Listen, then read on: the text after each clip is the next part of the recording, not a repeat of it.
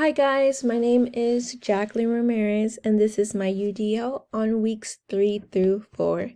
Moving forward, my partner and I decided to focus on 7th grade and the model school of our choice that we based all of our demographical information off of was Valley Oak Middle School, which is located in Visalia, California. So moving forward, the 3 content standards that we chose to focus on was content standard 7.9.4.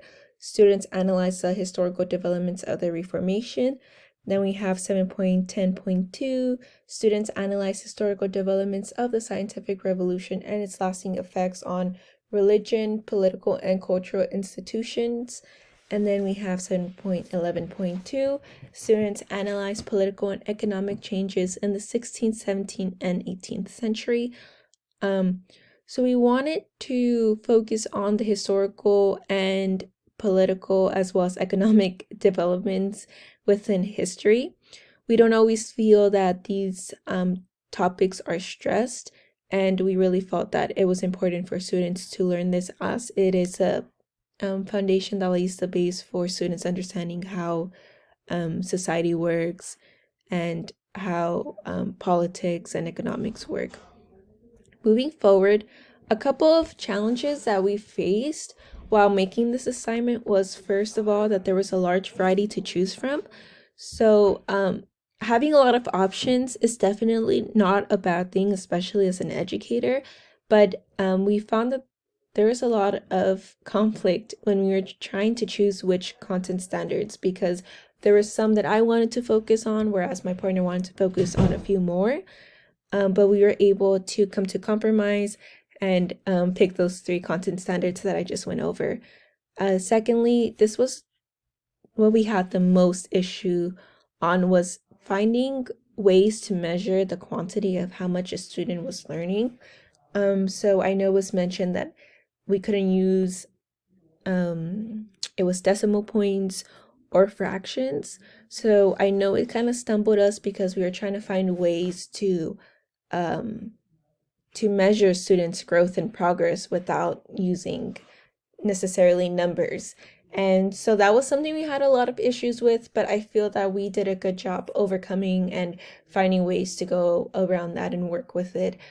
Thirdly, we had a lot of issue finding certain information on the demographics portion.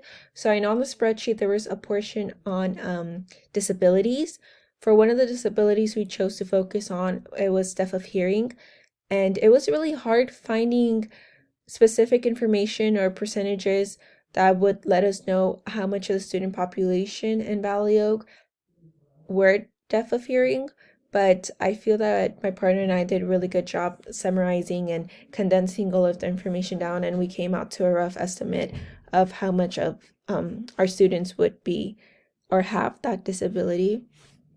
And my fourth point was that we had a lot of issues with organization just because there was so much information that was given to us, both a lot of words and a lot of statistics and numbers, that we had a lot of issue trying to find ways to condense all of that information with still having the core pieces within each sentence or each numbers.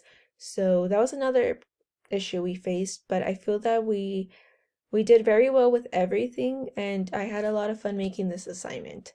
And moving forward, the last question of the UDL was, how does your developing understanding of anti-racism influence your thoughts on content standards and students who you will be teaching? So first of all, understanding the demographics, understanding everything, it helped me understand the abilities of each student and how to adapt to create an inclusive environment. We also created assignments that were easy to access according to resources or according to the abilities of students. So a lot of our activities revolved around debates, around papers. We also thought about creating assignments where students can actually physically write their papers, so they didn't have access to laptops. They could still participate and write a paper old school. So that was another way that we wanted to create an inclusive environment while making our content standards.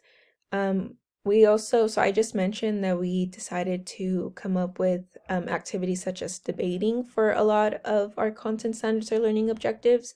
We thought that this could promote communication with peers and increase a comfortable environment for everyone.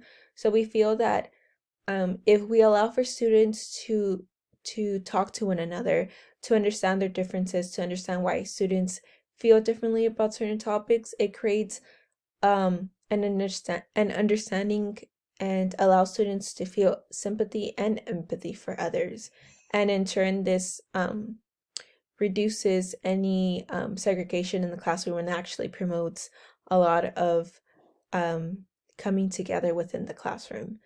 And last but not least, the demographics really helped open my eyes because it provided me insight to the target audience of students. So I know there was a lot of students in the demographics when I was looking over it that were more classified as middle and lower class level. There was only very few students that were to be at the wealthy mark at Valley Oak Middle School. So it really helped me to provide insight on how I could adapt and create assignments and information that would be able to work with these students and the abilities of these students. It also helped provide insight on ways that I could make this information available and ready for the students. It helped me understand how I could also present this information in a way that students can understand and connect with it as well. So that was all things that I learned while making the content standards, while looking over the demographics, and I feel like it helped me overall understand the importance of also anti-racism and all of that within becoming an educator and coming up with all of these content standards and all of these activities and learning objectives. Again, I had a lot of fun time making this assignment. I feel that my partner and I did a really great job, and I can definitely say that for both of us, we learned a lot, and I feel that this helped us provide an insight on how the mind of teachers and how hard they work to make sure that these content standards and learning objectives are adaptable and inclusive for their students. Again, my name was Jaqueline Ramirez. Thank you for listening to my presentation, and I hope that you enjoyed it. Thank you.